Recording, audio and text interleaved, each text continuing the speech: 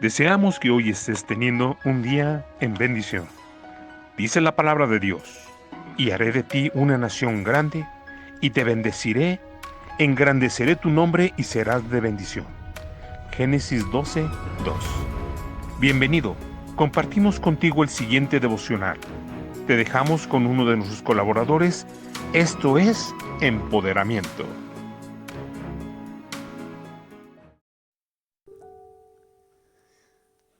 Hola, ¿qué tal? Te saluda tu amiga y pastora Arlene Nájera de la Iglesia Jerusalén. Es un gusto para mí estar juntos nuevamente en esta cita diaria para poder ser revivados por medio de la palabra de Dios a través de esta plataforma que es Empoderamiento. Y bueno, el día de hoy yo quiero compartir contigo sobre el tema de la santidad en el servicio. Y para ello nos basaremos en el libro de Levítico, en el capítulo 21 y en el capítulo 22. Este libro nos habla acerca de las leyes dadas por Dios a su pueblo y nos ayuda a conocer y a meditar en los lineamientos y en los requisitos que el sacerdote en aquel tiempo tenía que cumplir para así poder reflejar a su Dios y también poder cumplir las funciones que ellos tenían como tal. El conocer estas leyes nos va a ayudar a ti y a mí a valorar muchísimo más el sacrificio que el Señor Jesucristo hizo por nosotros. Veremos algunos principios que aplican para nosotros hoy en día. Para ello quiero que vayamos al libro de Pedro, en el capítulo 2, versículo 5. Dice la palabra del Señor en el nombre del Padre, Hijo y Espíritu Santo: vosotros también, como piedras vivas, sed edificados una casa espiritual y un sacerdocio santo para ofrecer sacrificios espirituales agradables a Dios por Jesucristo. El Señor nos ha llamado a ti y a mí como sacerdotes y debemos de anunciar las virtudes de aquel que nos ha llamado de las tinieblas a su luz admirable. Debemos de ser esa luz en medio de la oscuridad. Y bueno, un sacerdote en aquel tiempo hablaba la palabra y también intercedía por la gente. Su rol implicaba hablarle al hombre de Dios, de la verdad, y a Dios hablarle del hombre. Qué interesante, ¿verdad? Y bueno, a través de este versículo entendemos que la Iglesia de Cristo tiene que fortalecer su fe en Cristo y tiene que ofrecer sacrificios espirituales a Dios de manera que podamos tomar estos principios a nuestras vidas. Debemos de tomar en cuenta que los sacerdotes no eran como el resto del pueblo. Ellos eran diferentes y habían sido escogidos y habían sido separados para Dios. Ellos eran los únicos que podían entrar en el lugar santo. Y bueno, ellos meditaban entre Dios y del pueblo. Hay algunos principios que vamos a ir desarrollando. Y el primero es que Dios exige la separación, es decir, exige la santidad de ti y de mí, de sus sacerdotes. Y bueno, el ministro de Dios tiene que separarse de los muertos, como lo menciona en este capítulo, y el ministro pues no debía de contaminarse porque no era cualquier hombre, y Dios pues lo ha apartado para hacer algo especial. En aquel tiempo estaba prohibido tocar a los muertos, pero ¿cómo aplica esto en nuestra vida? Esto del sacerdote y los muertos. Bueno, pues estamos llamados a apartarnos de aquellos que están muertos espiritualmente. La palabra dice que no hay comunión entre la luz ni las tinieblas. No hay ahí nada compatible. Y en el versículo 5 al 6 vemos que el ministro de Dios tiene que separarse totalmente del mundo en toda obra que tenga que ver con el mundo. Dios no quiere que los suyos imiten las costumbres de los pueblos a su alrededor ni de la gente mundana. Él quiere que seamos imitadores de Él, que seamos santos porque Él es santo. Por lo tal, debemos de esforzarnos para que así sea.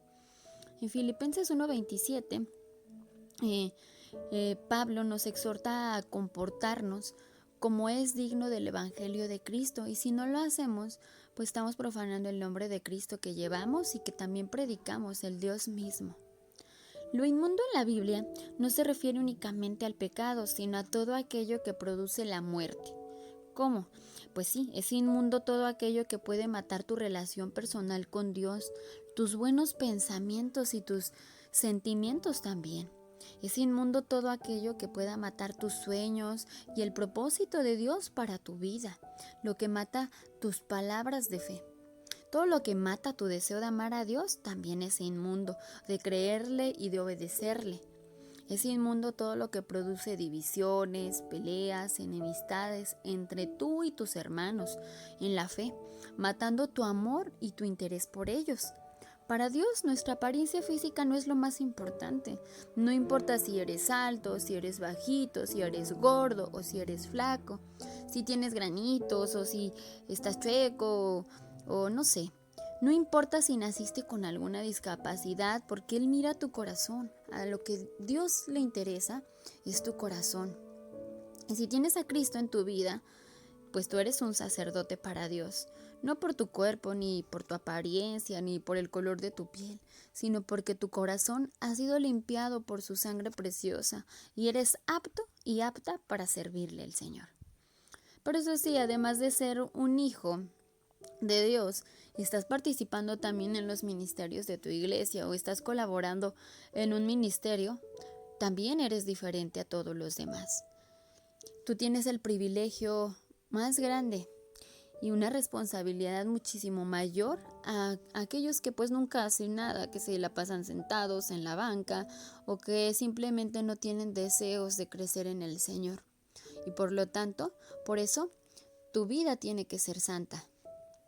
Tienes que mantener un corazón y tus motivaciones limpias. Tu relación personal con Jesús tiene que ser mucho más fuerte. Esos lazos entre tú y Jesús y tu comunión con Él debe de crecer aún más.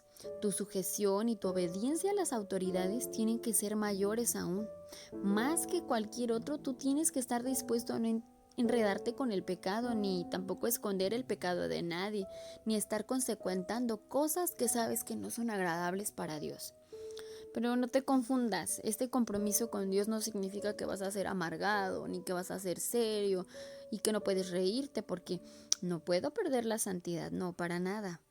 Estamos llamados a ser apartados de aquellos que están muertos espiritualmente. Eso sí, la palabra dice que no hay comunión, como ya lo habíamos mencionado, entre la luz y las tinieblas. No se trata de que no le hables a la gente que pues está muerta espiritualmente, porque en todos lados a donde vayamos, en el trabajo, en la calle, en la escuela, no sé, etcétera, donde sea que tú te muevas, pues vas a encontrar mucha gente que es inconversa. Y no se trata de ignorarlos, sino de la comunión entre tú y ellos, en participar en cosas que sabes que no son correctas. Y pues hay un sinfín de cosas en las que puedes verte envuelto, como las fiestas, las actividades, los chistes que te llevan a un mal pensamiento y te llevan a perder esa santidad, las películas, no sé, la televisión, etcétera, ¿verdad? Y bueno, esas cosas a veces por el contenido, no quiere decir que todo, ¿verdad? Pero algunas hacen que perdamos esa santidad y que no glorifiquemos a Dios. Y pues eso nos empieza a secar y también nos empieza a apagar en Cristo. Hay una excepción que en este capítulo menciona, que es la familia. Y bueno, obviamente todos tenemos familia que es inconversa, que no conoce cuán grande y maravilloso es nuestro Señor. Y a ellos es a los que tenemos que también principalmente debemos de amarlos, de consolarlos, pero principalmente si queremos que sean libres, tenemos que predicarles de Dios y debemos de hablarles sobre la verdad, que ellos conozcan la verdad para que por medio de ella ellas puedan ser libres. Cada uno de tu familia que no conoce a Dios, ¿verdad? A lo mejor algún amigo muy cercano que tengamos, que también puede ser considerado como parte de tu familia, bueno, a él también. Esas son las excepciones que menciona en este capítulo, que debemos de ser luz en medio de las tinieblas, pero no significa que el que convivamos con ellos vamos a permitir que seamos contaminados. Debemos de ser esa luz que ellos necesitan, la luz de Jesús en sus vidas. Y bueno, quiero leerte una porción de la palabra en este capítulo, en el versículo 21 y 22. Dice: Asimismo, cuando alguno ofreciere sacrificio en ofrenda de paz a Jehová para cumplir un voto o como ofrenda voluntaria, sea de vacas o de ovejas, para que sea aceptado, será sin defecto, ciego, perniquebrado, mutilado, verrugoso, sarnoso o roñoso. No ofreceréis estos a Jehová, ni de ellos pondréis ofrenda encendida sobre el altar de Jehová. Y bueno, aquí en esta parte ¿A qué se refiere? ¿A qué se refiere esta parte? Bueno, las características de estos pasajes son aplicables hoy en día y algunas son físicas y otras son espirituales. Esto nos habla de que lo espiritual pues nos dice los defectos que descalifican al ministro del ministerio. Vamos a ver cuáles son. El primero es ciego. Esto se refiere a que sus ojos en la fe aún no están abiertos y si uno no puede ver, pues según la voluntad de Dios, ¿cómo pensamos ejercer el ministerio? No podemos ser ciegos ante lo que Dios quiere hacer en nuestras vidas. El siguiente es cojo. Esa es la persona que no puede caminar en la fe y sin fe sabemos que es imposible agradar a Dios. El siguiente es mutilado. En lo físico, mutilado es alguien que le falta una parte de su cuerpo, por ejemplo, un miembro amputado, y en el contexto de lo espiritual, es alguien que espiritualmente le falta algo. No sé si has escuchado a esas personas que dicen, si yo tuviera esto, si yo tuviera aquello, y si me dieran esto, y si me dieran lo otro, si tuviera un aumento en mi trabajo, o si ahora que tenga esto voy a poder hacer lo otro. Bueno, pues esa persona es alguien que no está completo en el Señor, y en el Señor tenemos que ser completos. Dios quiere tener ministros completos. Vamos a ver el siguiente, dice lisiado. Él o ella, pues es una persona que está dañado en el uso de sus pies o de sus manos. Es una persona que, por ejemplo, lisiado de pies, pues que no es firme para apartarse de las batallas y aguantar la tentación. Y por consecuente es alguien que no puede ir a evangelizar, como nos dice Romanos 10. Cuán hermosos son los pies de los que anuncian la paz, de los que llevan las buenas nuevas. Y bueno, el lisiado de manos es alguien que solo va a la iglesia a recibir, dame, pero no es capaz de poner sus manos al servicio de Dios. ¿Conoces a alguien así? Bueno, jorobado es el siguiente. Es el que en su espina dorsal está torcida y lo que sostiene su vida es torcido, es decir, que está desarrollado en una mala doctrina o en una mala práctica. El siguiente que quiero compartir contigo es enano. Esta persona pues es el que no ha crecido, el que no se ha desarrollado y a pesar de que ya lleva muchos años dentro del cristianismo, conociendo de Dios y todo, pues no vemos ese crecimiento espiritual que debe de tener, sigue siendo un niño o una niña. Y también el siguiente pues es que tenga nube en el ojo. Ve, pero no ve bien, es la persona que ve pero no ve. Como cuando tienes una viga en el ojo. Es alguien que aún tiene mundo en su mirada y que en sus ojos solamente pueden ver las cosas carnales, más no las cosas de Dios. Entonces, por lo tanto, alimentan más su carne que su espíritu. Que tenga sarna. Pues la sarna pues que tiene un parásito que le da picazón en su carne, que tiene una piel muy sensible, que le pica hacer cosas, ¿no? Que algo dentro de ti te pica para hacer cosas que sabes que no son correctas para Dios. Y si les dices algo, se ofenden, no les puedes decir nada porque son muy sensibles. Esa persona que, ay, no me saludó en la iglesia, ay, es que me dijo, ese tipo de personas. El siguiente es castrado. Espiritualmente, pues es incapaz de reproducirse en el evangelio y no tiene esa capacidad de compartirle a nadie del evangelio ni de su propia familia, a nadie. Por lo tanto, pues no se puede reproducir y no da frutos en el Señor. Amados, Dios nos ha llamado a ser santos y debemos de ser un reflejo del Señor y debemos de valorar la obra del ministerio. Día a día tenemos que esforzarnos por vivir en santidad e invertir siempre lo mejor que tenemos en ella, en la obra del Señor. Invierte tu tiempo, invierte tu talento, invierte tus dones para hablarle al inconverso y edificar a los cristianos, al caído y hacer discípulos en todo el mundo como el Señor quiere. Si te identificaste con una de estas características, te invito a que reflexiones sobre qué cosas inmundas hablaste, miraste o pensaste últimamente. ¿En qué áreas de tu vida te cuesta más trabajo vivir en santidad? ¿Eres de los cristianos que les importa más el qué dirá la gente que el qué dirá Dios? Con esto en mente, amados, Ahí donde estás, te invito a que cierres tus ojos y que le digas al Señor: Padre, te doy gracias por tu amor en esta hora, por tu fidelidad, por el sacrificio que has hecho por mí. Reconozco que necesito más de ti en mí. En esta hora yo quiero pedirte perdón si te he fallado y te he faltado en alguno de estos principios. Señor, perdóname. Te pido que vengas a mí y que me ayudes a ser santo delante de ti, Señor.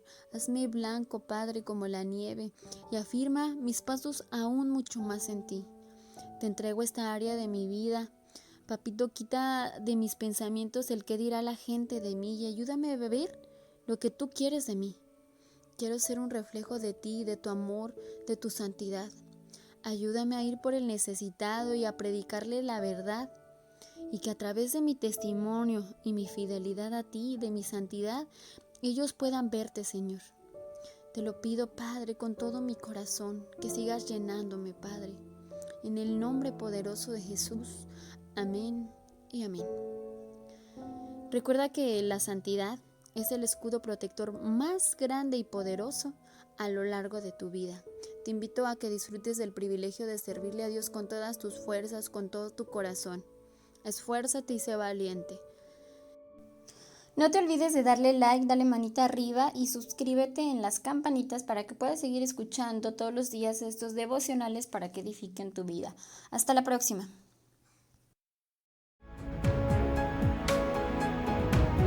Agradecemos tu atención.